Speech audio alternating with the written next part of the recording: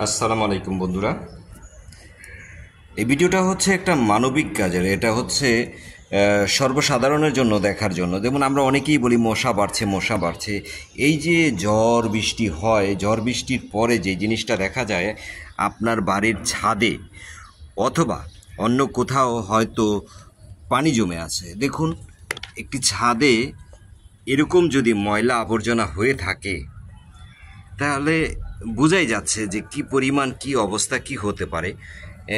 এই বরাবর এই যে ছাদে পানি জমে থাকে, এই জমে থাকা থেকে এই বরাবর একটু দেখলাম আমরা এখানে এটা কি বলে বুটবুটির মতো ছাড়তেছে। তার মানে বোঝা যাচ্ছে ছাদটাকে ধ্বংস করছি আমরা নিজেরা। হয়তো কিছু টাকা খরচ হবে, সেই মায়া আমরা ত্যাগ করতে পারছি না। হয়তো মনে করি এই কয়টা জিনিস সরাতে এত টাকা লাগবে। আসলে এগুলো ঠিক না। এই ধরনের ভুল চিন্তাভাবনা পরিবর্তন করতে হবে। মনে রাখতে হবে বাড়িটা আপনার। এই যে মাত্র এখান থেকে দেখলাম, ওই যে দেখুন, বাড়িটা আপনার, তাই মনে রাখতে হবে এই বাড়ির ছাদটাও কিন্তু আপনার, আর পরিষ্কার করার দায়িত্ব কিন্তু আপনার। সুতরাং অল্প কয়টা টাকার জন্য আপনার নিজের এত বড় সর্বনাশ করবেন না, আপনার বাড়ির এত বড় সর্বনাশ করবেন না। দেখুন এই যে জিনিসগুলো দেখুন, ইট বা সুরকি যাই বলি আমরা, হ্যাঁ, দেখুন শুধু ময়লাই দেখা যাচ্ছে।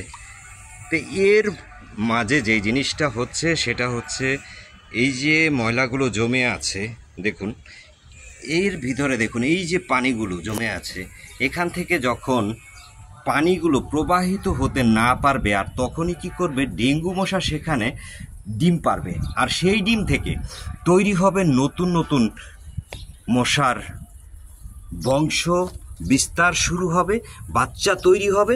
আর এতে করে দেখা যাচ্ছে যেটা হবে সেটা হচ্ছে আপনার আমার সন্তানরা কিন্তু আগামীতে যে সন্তানটা হয়তো দেশের বা জাতির জন্য অনেক বড় গৌরব নিয়ে আসতে পারে, বিজয় ছিনিয়ে নিয়ে আসতে পারে, সে হয়তো অসুস্থ হয়ে যাবে, হয়তো মারাও যেতে পারে।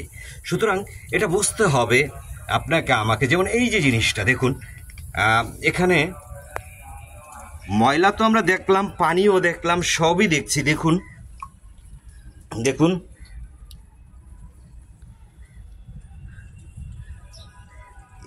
দেখুন এই যে বস্তা ভর্তি করে ময়লাগুলো রেখে দেওয়া হয়েছে, এখান থেকে যেটা দেখা যাচ্ছে সেটা হচ্ছে এর পাশাপাশি যেটা হচ্ছে পানিটা যে প্রবাহিত হবে সেই রাস্তাটা তো করে দিতে হবে।